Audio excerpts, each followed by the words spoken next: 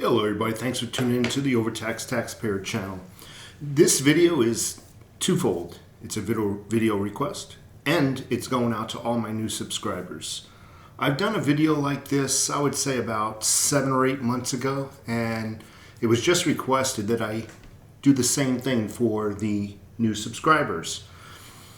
A lot of my new subscribers are new to silver stacking, they're new to prepping and that sort of thing. I wanted to reach out and just give them a little bit of encouragement. A lot of them have beaten themselves up. Metaphorically speaking, they're, I only got 5 or 10 ounces of silver. Gosh, blah, blah, blah, blah. I'm not doing so well. And I want to tell them they're doing better than they think. And that's what this video is about. You silver stackers, you people who stack gold, are doing so much better than you think. Take a look around you. Homes on both sides, across the street. How many dollars in savings do you think a lot of people have? National average only says about $1,000 of cash that they don't have to spend come the next cycle of bills. A lot of people have a little bit more, but that gets spent when the bills come in, when the mortgage is due. I'm talking about savings where if they choose to, they do not have to spend it. National average says about $1,000. So you take a look on both sides of you, all the way around. Even drive through town, you look around. Most people don't even have $1,000 in savings, again, that they don't have to spend once their monthly cycle of bills come in. Savings, in my opinion, is money that is left over after all your financial obligations are paid. That is extra money that does not have to be spent and can be put away. Again, not many people have much savings at all. How many people do you know have $400 in savings? Again, you know what I mean by savings. $800 worth of savings. $1,200? How about $2,000 worth of savings that they don't even have to touch if they choose not to? If you're new to silver stacking, folks, chances are you're where a lot of us were when we first started. We only had just a few ounces. We put away a little bit each and every paycheck until we finally saved up. Silver bullion. Pure silver. Look at this, listen to the sound of that.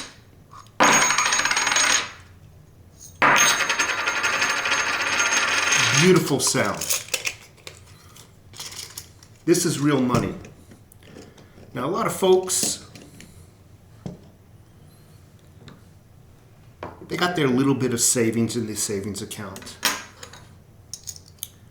We have ours in our homes. Now, why did I say that? Because when you have your fiat cash in a bank, that money, in theory, belongs to the bank in a financial emergency. If you have a safety deposit box, in a financial emergency, those safety deposit boxes and the contents belong to the bank, not the owner, not the true owner. Your cash, they don't have to give that back in a financial emergency. You ever heard of bail-in? Google that, bail-in. When you hold your own savings in your own home, this cannot be taken away. Never can this be taken away. Precious metals versus cash, well, you all know how I feel about that. You take a look at the purchasing power of the dollar since you've been alive. It's been a downward trajectory.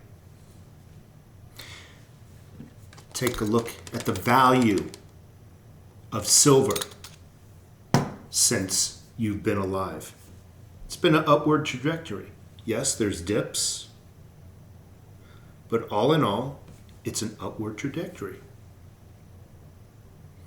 At worst, the price of this silver can remain constant for a few years. Then it takes a jump. Can you say that about the dollar? Can you say that with confidence that the dollar and the value of the dollar, the purchasing power of the dollar, the amount of goods and services of the dollar will go up? I don't think so. It hasn't in my lifetime, and I'm in my mid-50s. The price of silver has. It's taken its dips, but all in all, it's been going in an upward angle. I take a look at people around me when driving around town, walking through a supermarket. A lot of the ladies, they have very nice purses. They have fancy cars, not just the ladies. I'm talking about everybody. They're just dressed to the hilt, and they got it all. They got the fanciest phone, and they look like they're well put together, and they look like they have a lot of money. But after you get to know some of these people, and I have, you'll find that they have virtually no money. In fact, they're in debt up to their eyeballs, which means they have more money going out than they actually make. Yeah, they actually owe more money to others than they do for themselves. They're unable to put away anything for savings, yet you would be misled to believe by their Gucci bags or whatever the name brands are, and the guys' whatever they have, their fancy cars and whatnot, you would think they're well off. No. I think society is actually brainwashed and trained to get into debt and stay into debt, and that's the lifestyle, being in debt. Again, this is real money, and a lot of people are brainwashed to think otherwise. A lot of people don't know what silver and gold is anymore. It's not taught in schools.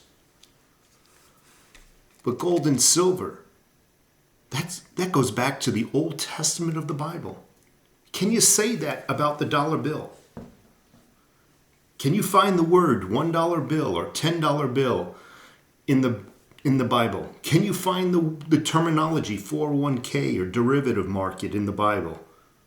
Stock market, can that be found in the Bible? No, it can't be. Gold and silver has a track record that goes back to before Jesus Christ was born. It will never, ever, ever go to zero.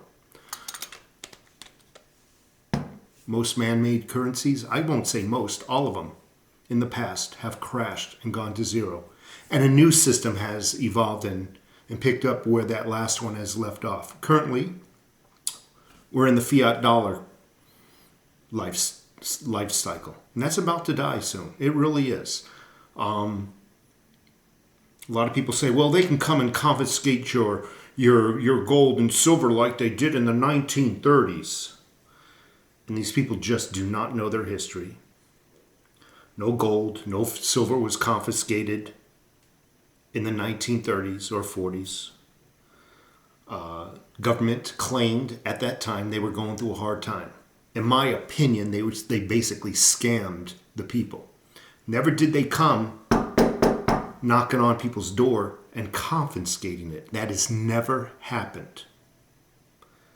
What they did is they requested that anybody who owned precious metals, out of patriotism, come turn it in. See, what they did is they manipulated the market back then. Market took a dive. Then they said, okay, out of patriotism, we're going through the war, and we need to fund this, and that, and this, and the poor soldiers and the little babies in the street. Please turn in your gold and silver. A lot of people voluntarily turned it in. That was the confiscation. Many people still held on to their gold and silver, but for those who didn't, they turned it in. Amazingly, shortly after all that gold and silver was voluntarily turned in, price of gold and silver shot up. government made a killing. Amazing how it worked. People who were smart enough to hold on to theirs also made a killing. So nowhere in time in the United States has gold or silver been confiscated.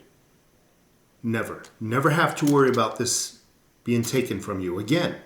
The money, your savings account, your safety deposit boxes, that all belongs to the bank if they deem it a national emergency. So for you folks who are new to silver stacking, 2-3 ounces, believe it or not, is more savings. Again, refer back to the beginning of this video with my terminology, my definition of savings is 2-3 of these coins is more savings than many people around you have. And don't worry about having 2, 3, 4, 5 ounces, because next week or the week after you'll have 6, and a month or 2 later you'll have 10, and then a year or 2 later you'll have hopefully 100 or 200 ounces. Just scratch and save, keep buying your silver. You will have a decent retirement by the time it is time for you to quit your job and retire. Again, chances of the price of this going up are pretty good. At least it is for when you retire. If you're looking to buy this and hoping that it's going to go up tomorrow or the next week and you're going to make a killing, this is not the type of investment for you. This is not for day traders.